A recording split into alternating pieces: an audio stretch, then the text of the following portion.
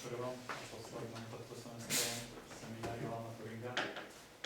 Budú dve prezentácie, takže dávam slovo pani Moldova. Takže ja budem stručnejší, pretože ja mám ešte dosť času na to, aby vyjadril svoje myšlenie. Ja poviem niečo o Klaude, neobsahu v robotike a vlastne čo je môjim zámerom urobiť s Cloudom a na mojom doktoráte. Poďme na to dostať. Prvá otázka, keď hovorím o Cloude, čo je vlastne Cloud?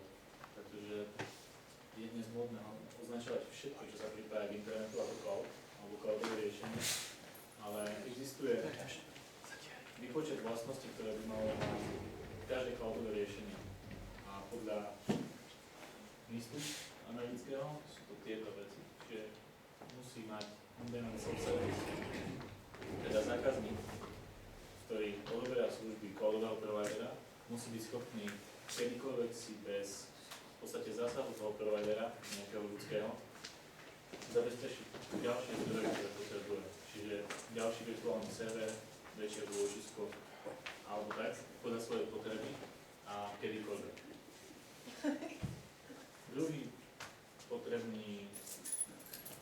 Druhá potrebná vlastnosť cloudu je pripojenie k internetu, to je jasné, a musí byť širokopásmové, čiže všetky dáta tečú z a do datacentra.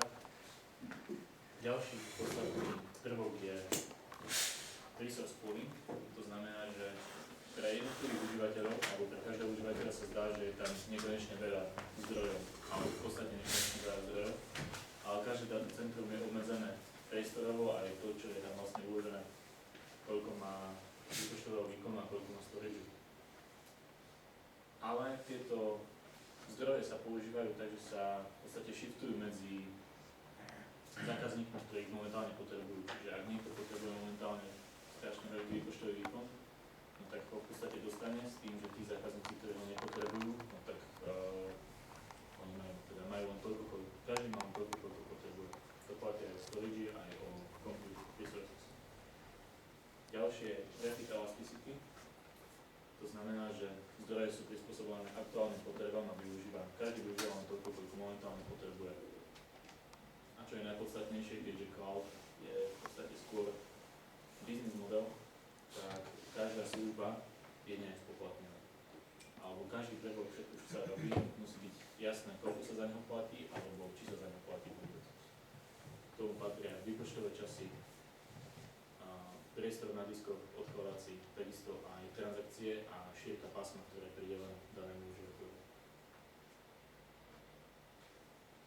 Ďalej má cloud niekoľko servisných modelov, čiže poskytuje software as a service, čo je v podstate najvyšší v tej pyramíde. Pod ním je platforma ako servis a pod ňou je ešte infraštruktúra. Všetky tieto tri servisné modely sa môžu poskytovať ako služba, sa tak volajú, a v podstate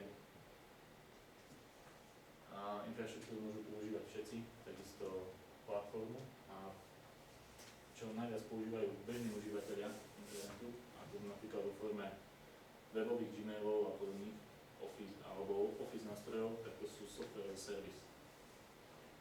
A nasadenie cloudu môžeme nasadiť aj privátny cloud, tak máme tomu v podstate zdroje. Môžeme mať komunitný cloud, kedy v podstate určitá komunita ľudí zdieľa svoje zdroje a spojí ich do väčšieho celku, čo je potom cloud.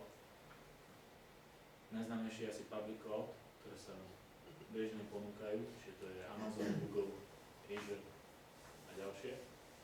A veľmi častý začína byť hybrid cloud, keď sa do tejto infraštruktúry zapájajú aj väčšie spoločnosti, ktoré majú vlastnú infraštruktúru a tú infraštruktúru pripájajú vo forme privátneho cloudu k verejnému cloudu vo forme vtedy, keď to potrebujú. Si zoberú zdroje z verejného. Keď sme si takto povedali, čo je vlastne cloud, ďalšia otázka je, čo nie je cloud. Cloudom nie je harddisk osobného počítača, ani keď ho zdieľate cez internet. Ani externý harddisk, ktorý môže mať samostatné pripojenie na internet a správať sa ako file server. Takisto dedikovaný hardware ako samostatný server ešte nie je cloud.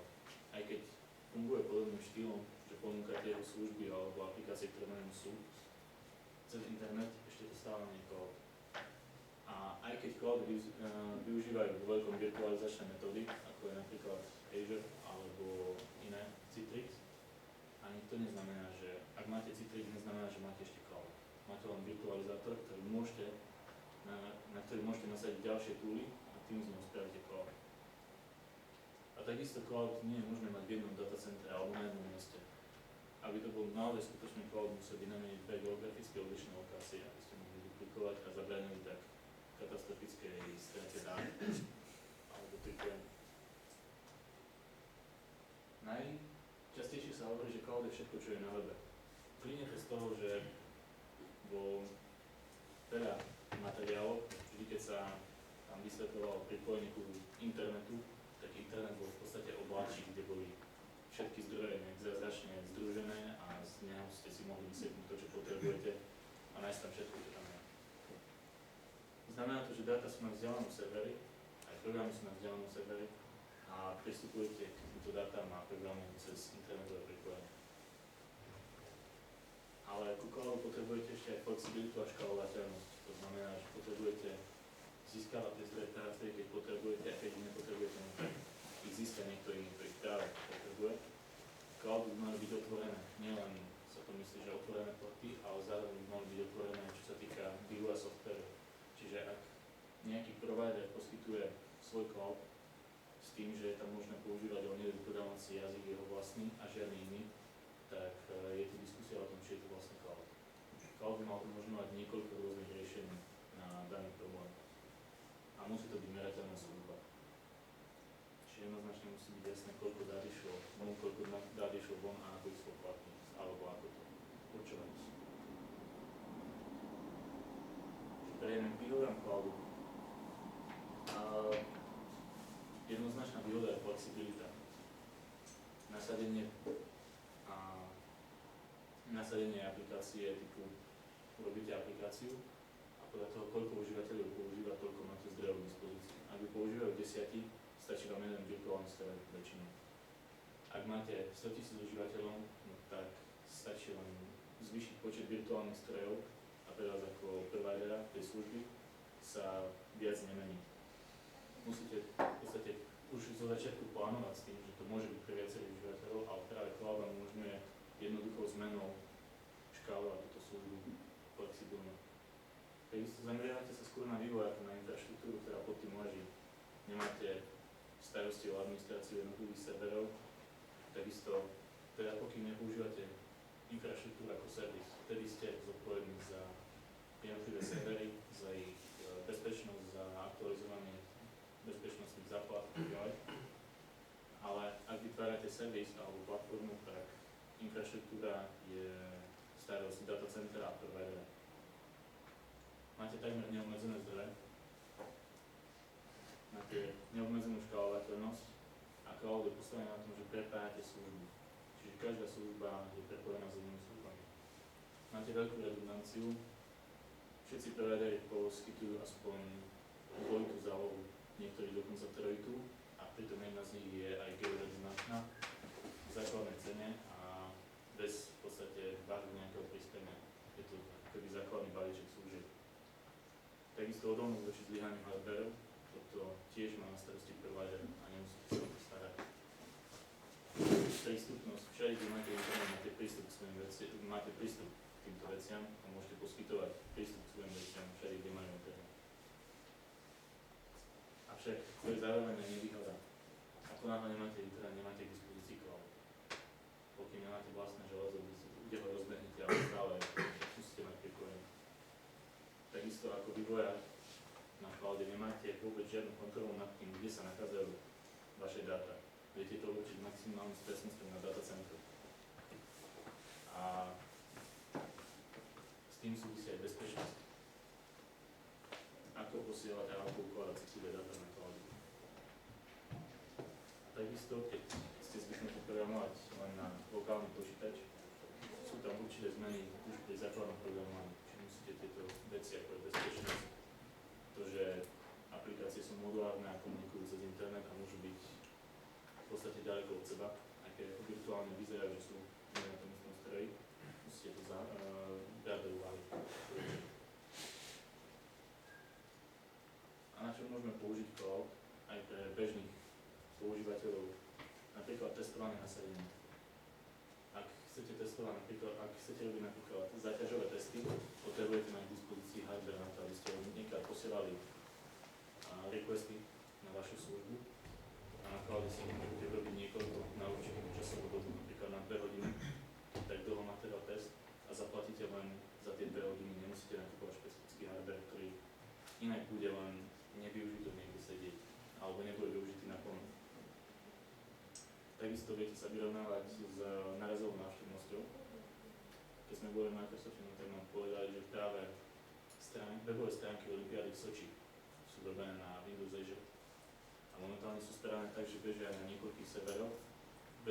Teda je to jeden server v každom datacentre na svete a cca 3 týždne pred začiatkom olympijských hier naspinujú jeho v podstate automaticky sa spustí niekoľko ďalších inštancií tých serverov, aby vedeli obhospodáriť všetky requesty. Takisto v každom teda datacentrum Windows Azure je takmer na každom kontinente. Čiže každý z Ameriky sa budú pripravať na americké, z Európy na írske a z Ázie na, myslím, že som niekde tam bol v Malajzii.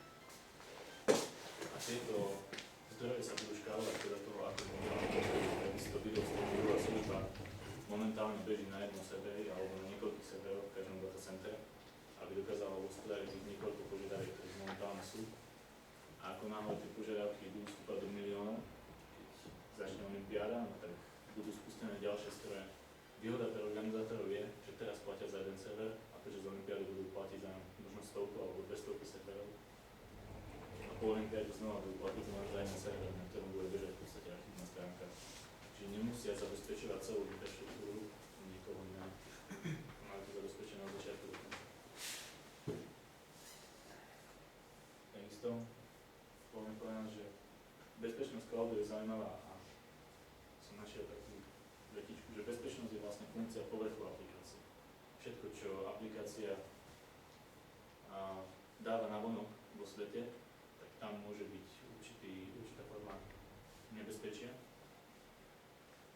Ale v cloude bezpečnosť infraštruktúry a siete má starosti poskytovateľ. A vždy sú to väčšinou tej prvé update, ako náhle sa nájde niečo kritické, no tak je to vyopravované, čiže o to sa nemusíte sa tým zaoberať. Ale na druhej strane cloudové služby majú veľký povrch, pretože tým, že sú robené modulárne a komunikujú s inými službami, tak majú sprístupné pointy, ktoré môže útočník nejak využiť na to, aby získal kontrolu na tú aplikáciu alebo získal citlivé dáta. A to je vlastne ponechané na vývojárovi a obhospodáriu. Čiže je nutné dodržiavať validáciu vstupov, auditing, logovanie a autentifikáciu a autorizáciu. Zase dobrá správa je, že všetky veľa služieb toto vyžaduje, aspoň nejakú základnú úroveň, dokonca neumožní publikovať aplikáciu na cloude, pokým nie je splnená aspoň určitá základná úroveň bezpečnosti. A ďalšie sú už na vývojárovi, ale je to ponechané na vývojára. Ale nie je to o nič menej bezpečné ako klasické aplikácie na internete. Čiže aj keď niekto má napríklad vo firme SQL databázu alebo nejakú inú databázu, tak takisto ju musí zabezpečiť, ako ju musí zabezpečiť aj na cloude, čiže nemal by to byť problém. A na čo chcem ja využiť cloud je rozpoznávanie objektov. Pretože moja predstava je taká, že budeme mať jednu centrálnu aplikáciu, jednu cloudovú službu, ktorú budeme sprístupňovať užívateľom. A vlastne je to iné v tom, keby sme vytvorili nejaký software, ktorý si niekto musí stiahnuť a inštalovať, tak prestaneme mať na ňom kontrolu. Ako náhle si ho niekto stiahne, tak prestaneme mať na ňom kontrolu a je na ňom, či ho updateuje alebo ho neupdateuje. Ale ako náhle máme aplikáciu spustenú ako servis, tak využívajú jej služby. Ide to vlastne cez naše, dá sa povedať, že servery alebo naše konto, ale ak prídeme na nejaký problém, ktorý chceme opraviť, alebo sa nám niekto začne sťažovať, že niečo je zle, vieme to opraviť a opravíme to súčasne pre všetkých užívateľov, ktorí to aktuálne používajú.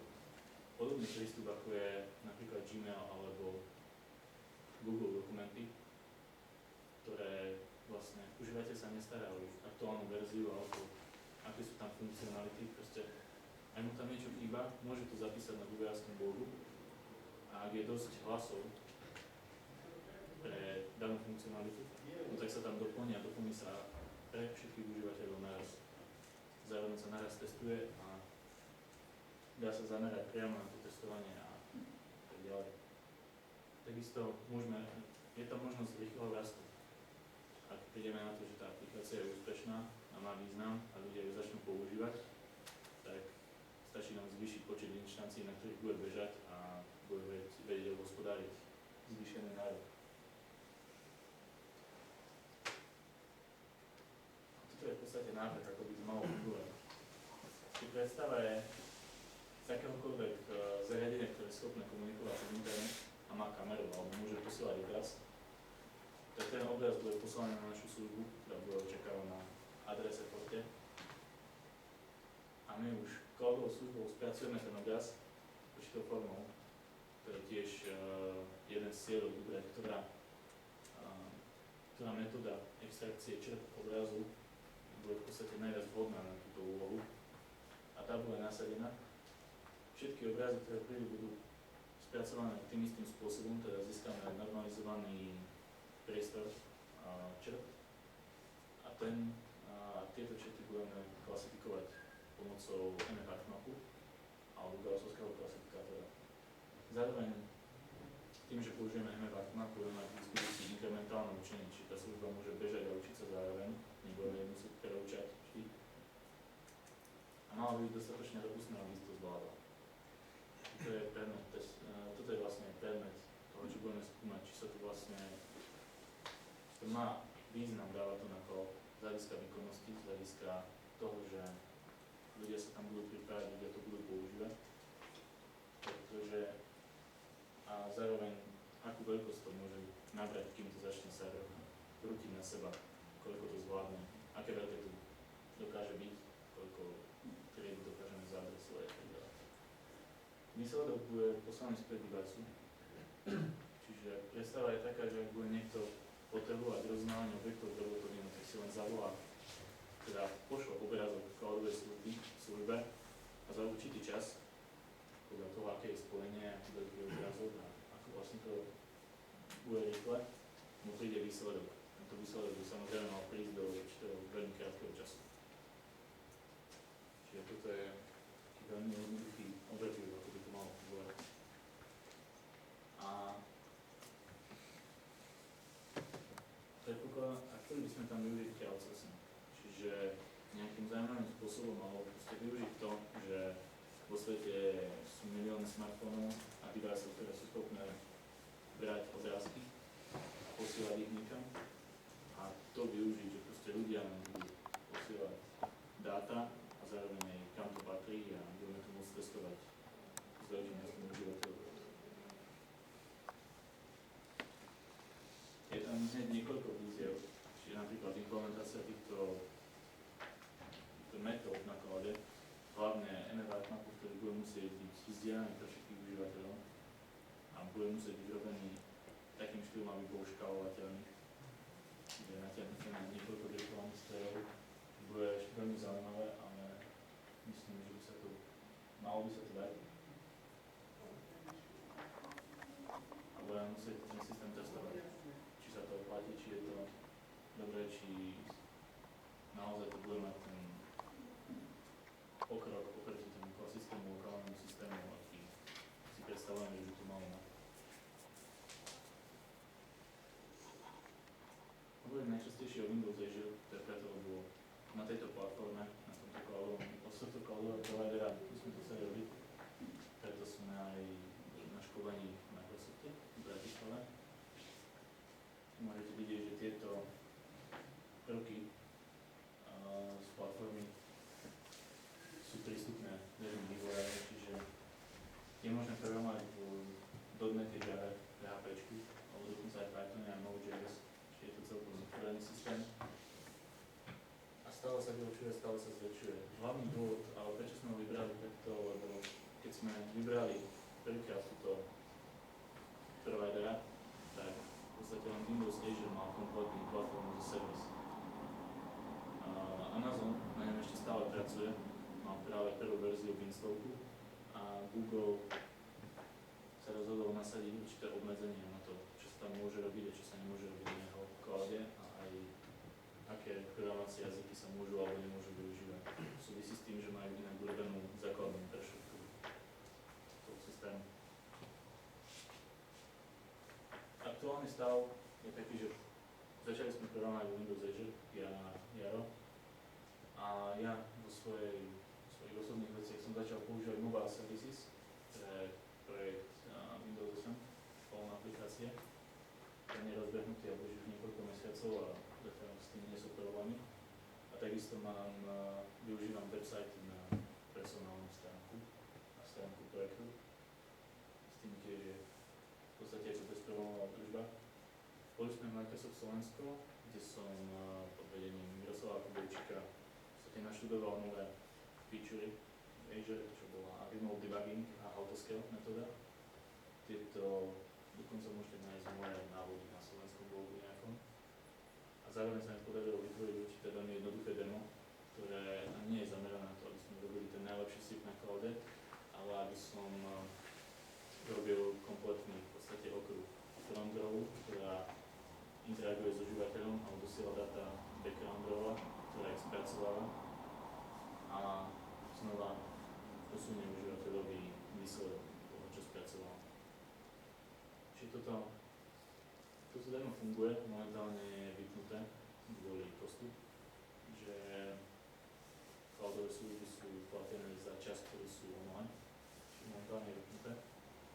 A ďalej, momentálne pracujem na pridávaní určitej funkcionality, konkrétne komunikácia s Azure SQL databázou. To ukazuje trošku problematickejšie, ale pretože mi asi chýbajú podstatné vedomosti ešte. A smerujeme k vytvoreniu extračných metód ako služieb, ako bude asi prvé, čo bude kompletné, čiže SIFT, OR a možno k tomu pridáme ešte aj lazy extraktor. Ďalej chceme vytvoriť mPartma, čím skôr ako službu a následne ich budeme prepájať nejak rozumne. Smerujeme aj k vytvoreniu jednoduchých aplikácií na smartfóny a roboty, nejaký jednoduchý interfejs, ktorý mal byť fungovať bez toho. V konečnom dôsledku by sme mali mať nejaké API pre developerov, aby to bolo jednoduché používať. A ja tak osobne dúfam, že už na budúci rok nejakí bakalári budú môcť s tým niečo pracovať na svojich projektoch. Alebo pri najmenšom aspoň semestrálny projekt v rámci svojich projektov, ktoré majú zároveň. A to by bolo tak asi všetko. Ďakujem.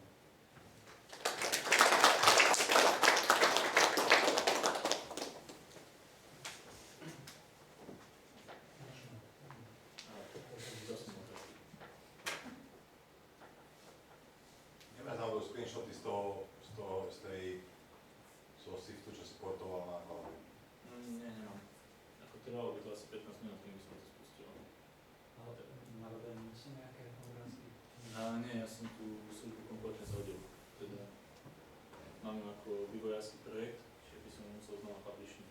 Ako netrvalo by to dlho, len tam je dosť veľa dát, ktoré sa komunikujú. A počkaj, ako teraz pustí, že v Amerike, čo bude? Čo bude v Amerike? Že v Amerike nepovieme, že nemáme peniazy na to, aby sme pustili, nie? Nie, veď spustím to, len proste momentálne je vypnuté. Ale v Amerike budeš tiež to ukazovať? Budem mať postav v Amerike.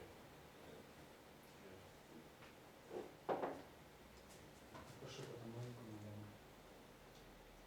Demo je momentálne vypnuté. Hej, ale čo keď bude? Keď bude jasné, spustím to. Ja som mal k tomu otázku, že keď je to urobené tak, jak to máš, to demo, dá sa spustiť paralelne na nejakom lokálnom stroji? Mám to isté demo spracované ako paralelne. Ale programoval si tým pádom osobitne, alebo? Jo, lebo je to iné programované. Ono už od začiatku je to oddelené, v podstate sa počíta s tým, že to bude na dvoch strojoch, lebo webbrowser bežia na jednom, alebo na jednom type inštancií a backend bude na druhom type inštancií.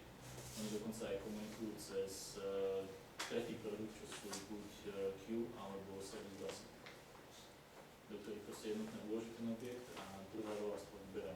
Čiže to všetko je programé, ktoré by to bolo asynchronné, ktoré sa predpokladá.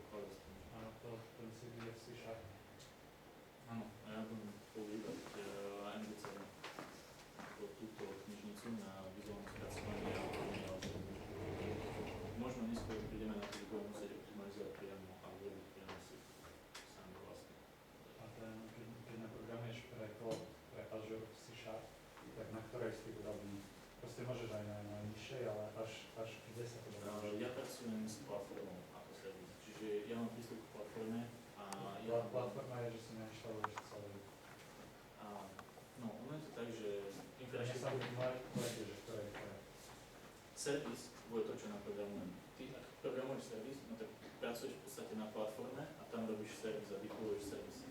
A servisy už sú konzumované inými užívateľmi. Proste servis je to, čo oni vidia na monitore, keď si spustia adresu Mne sa povedzte, že ktoré je platforma a ktoré je infraštruktúra. a infraštruktúra je priamo v servere. Keď pracuješ priamo, že server nainštaluje si server. Platforma už máš nainštalované. Platforma, keď je... Dobre. A tam už rovno ti poskytuje, že si šat môžeš robiť. Áno, ja som z toho SDKčko pre C# aj že robili.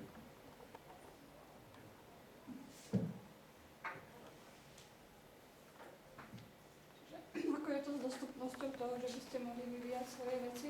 To nemáme v nejakom tom kampuse alebo MSD také v dispozícii? Že to stále vypínate od Microsoftu? Nemáme.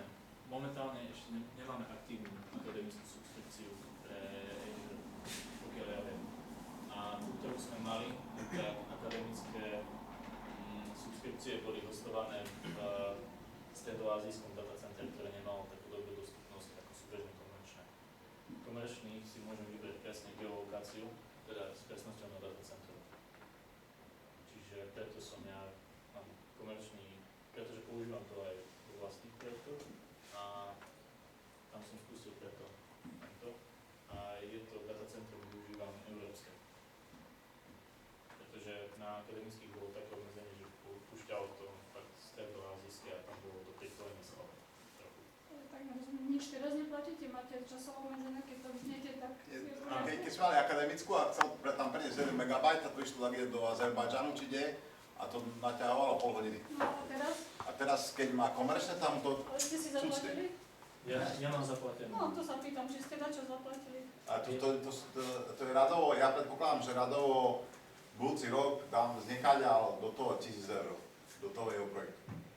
Tak ja momentálne mám spustené dve webové stránky, jednu mobilnú servis a jednu databázu väčšiu, gigovú. To je najmenšia, ktorá je komerčne available a môžem už tam pracovať trochu iné ako s free. Tak za to platím okolo 10 € mesačne. Ako sú tam tie najmenšie veci, ktoré sa dajú spustiť, plus nejaké transakcie, ale tie sa pohybujú v radovom centre. Najviac je naozaj na to, že tá obrodná služba beží a keď je tam len pár užívateľov, tak stále musí bežať tá najmenšia inštancia very small machine, takže nás potrebuje nejakých 60 €. Keď môžem mimo laboratóriu, som asi aj spomínala, už 2 roky či 3, takisto.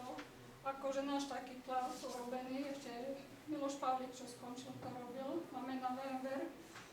A tam som zaplatila licenciu normálne na 3 roky 400 či 700 €, tak aj preto sa pýtam, lebo udržiavať tú infraštruktúru v našich podmienkach je fakt ťažké. Ešte dorobíme nejaké veci, ale asi sa prikloníme k nejakým takým niekomu, keď to bude na Tuke alebo u vás, aby sme mohli robiť tie naše aplikácie. Tu je aj tento Tomáš Lojka. My máme takisto, vyvíjame také aplikácie na riadenie, na servisy, na tú platformu. Na platformu. On je ešte mladší ako vy, takže ešte začíname. Ja sa ešte chcem spýtať k tému vedeckému prínosu, lebo tie obrázky, ja som robila segmentáciu obrázov a aj výber príznakov dávnejšie. Nie je také jednoduché extrahovať tie príznaky, poznať objekty. Veľmi často to je závislo od tých obrázkov. A to je ako prvá najťažšia úloha podľa mňa. Viete, vy tam má nejaké skupiny obrazov podľa aplikácie, alebo hoci aký obrázok si trúfate. To sa uvidí, lebo tí, čo majú napríklad Android telefóny, tak asi poznajú Google's aplikáciu. Tá tiež má rozoznávať objekty, je robené Google a takisto nevie zaadresovať všetky objekty. Proste my by sme sa chceli vybrať tým smerom, že skúsime robiť veľkú databázu učiteľov, ktorí každý naučí možno jeden alebo dva obrázky, ale tým, že ich tam bude možno 1000-2000, tak vytvoríme rovnako veľkú databázu, ako by sme mali databázu obrázkov nejak presne, ktoré tie štandardizované sú, kde je 2000 objektov, na ktorých sa bežne trénujú tieto aplikácie rozhodovania obrazov a segmentácie. Sú proste nejaké štandardizované databázy, kde to testujú a povedia, že túto databázu sme vedeli rozhodnúť s presnosťou 95% a berú to ako úspech. My sa chceme rozbehnúť tým iným smerom. V podstate, keď tam bude to závisieť od počtu užívateľov, určite budú prvky, teda objekty, ktoré budeme vedieť zaadresovať lepšie. A zo začiatku sa aj budeme zameriavať možno na bežné objekty, ktoré nájdeme, perá, hrčeky, nejaké proste drobné objekty, ale s tým, že to bude na cloude a v podstate začneme s tým a bude to tam môcť existovať dlho, že sa nebudeme musieť tým veľmi zaoberať, práve infraštruktúrou a zaplatami a tak ďalej. Možno to vyrastie do väčšieho systému. A možno bude niekto pokračovať, alebo sa k nám niekto pripojí, pretože mali sme menšiu diskusiu s ľuďmi z týmu RoboR. RoboR. Oni robia cloud robotiku, ale z hľadiska toho, aby ukladali akcie a priamo pracujú s robotmi.